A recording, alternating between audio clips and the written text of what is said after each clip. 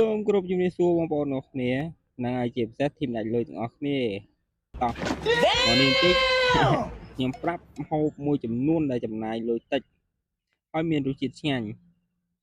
ហើយសម្រាប់បងប្អូនមួយចំនួនដែលចូលចិត្តសន្សំចៃក្នុងការធ្វើម្ហូបចុកជ្រៀងរាល់ថ្ងៃជាពិសេសស្ត្រីមេផ្ទះហើយនិងបងប្អូនមួយចំនួនដែល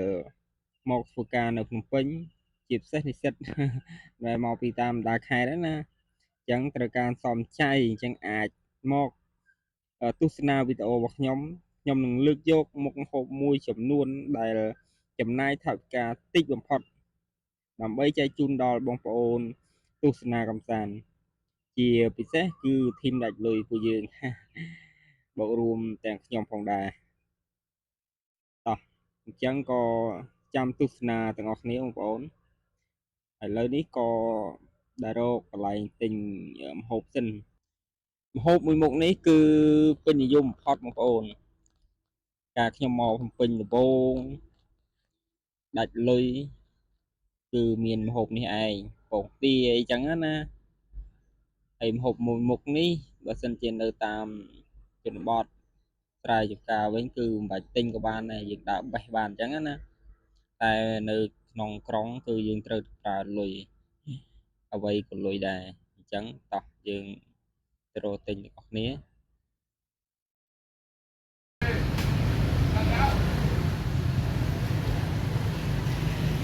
បងតកូននេះបាច់500មែនសុំមកបាច់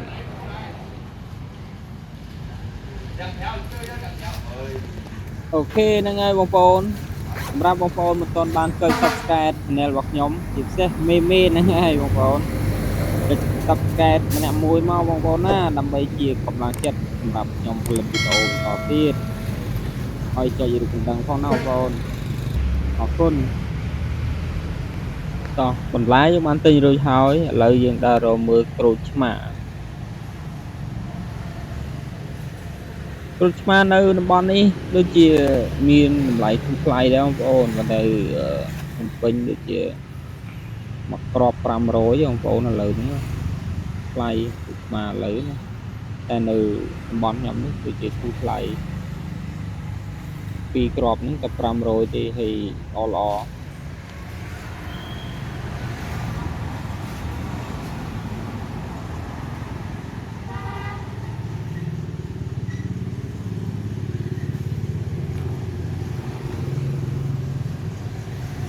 ស្ដីបងក្រូចសុំទិញ500បានប៉ុន្មានផ្លែ1 2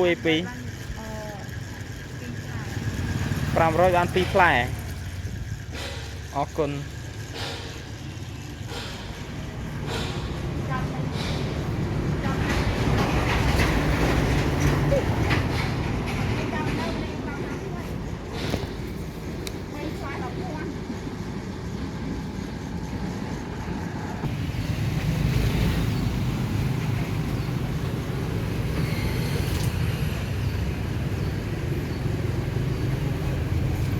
បងអើយក្រូចហើយនឹងតកួនបាទតោះអូខេអញ្ចឹងមេតោះយើងទៅធ្វើទាំងអស់គ្នាសម្រាប់តកួនមួយបាញ់នេះគឺច្រើនដែរសម្រាប់បងប្អូនមួយចំនួនមានមិត្តភ័ក្តិ2នាក់ឬក៏សង្សារប្តីប្រពន្ធអីចឹងណាមាន2នាក់គឺញ៉ាំល្មមតែនេះខ្ញុំធ្វើវីដេអូបង្ហាញអញ្ចឹងខ្ញុំធ្វើតែពាក់កណ្ដាលទេបងប្អូនឃើញទេអញ្ចឹងវានៅសល់ពាក់កណ្ដាលទៀតតោះឥឡូវយើងចាប់តាមធ្វើទាំងអស់គ្នាពេលបងប្អូនដាក់ខ្លាញ់រៀបរាល់បងប្អូនអាចដាក់ខ្ទឹមបន្តិចទៅណាឈ្ងុយនេះដោយសារតែខ្ញុំនៅព្រៃអត់មានគ្រឿងគ្រប់គ្រាន់ទេតែខ្ញុំបានដាក់ខ្ទឹមដាក់អីឲ្យឈ្ងុយទេបងប្អូនហើយម្ហូបមួយមុខនេះគឺងាយស្រួលធ្វើបំផុតអ្នកណាក៏អាចធ្វើបានហើយធ្វើបានលឿនហាត់បានញ៉ាំ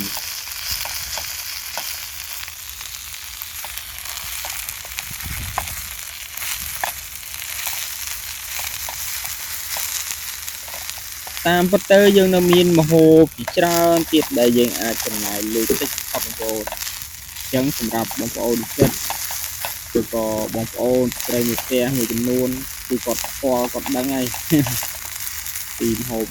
មួយចំនួនដែលគឺថ្លៃហើយចំណាយលុយតិចនេះខ្ញុំសូមធ្វើវីដេអូបង្ហាញបន្ថែមជាពិសេសសម្រាប់ធីមដាច់លុយcủaយើងអស់គ្នាខ្ញុំក៏ដូចគ្នាដែរបងប្អូនអត់ទៅខ្ញុំធ្វើដើម្បីដាស់តឿនខ្លួនឯងដែរណាអូខេ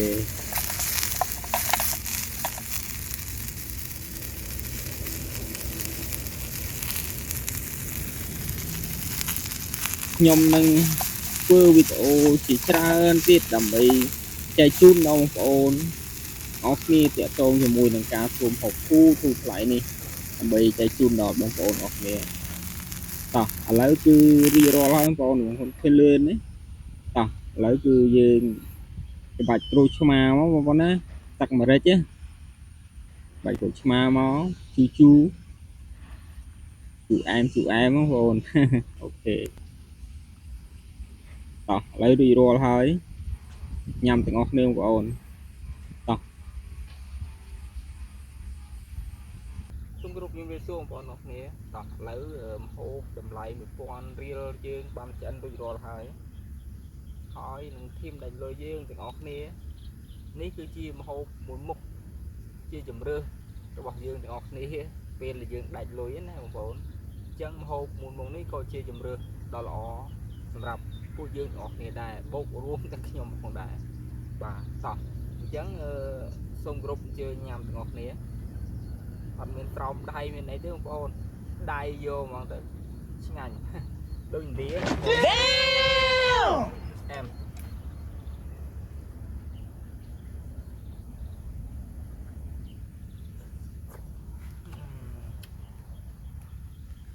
ôi chăm mạch thơ dân thơ ấy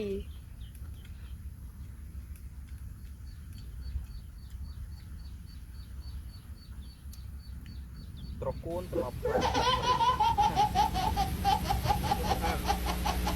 points to bring you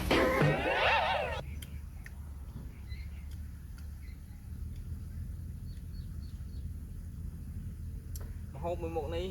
ការខ្ញុំមកពេញជាលើកដំបូងគឺអត់មានលុយបងប្អូនខ្សត់លុយមែនទេអញ្ចឹងម្ហូបមួយមុខនេះគឺជាជម្រើសដ៏ល្អសម្រាប់ខ្ញុំនៅពេលនោះ Nice.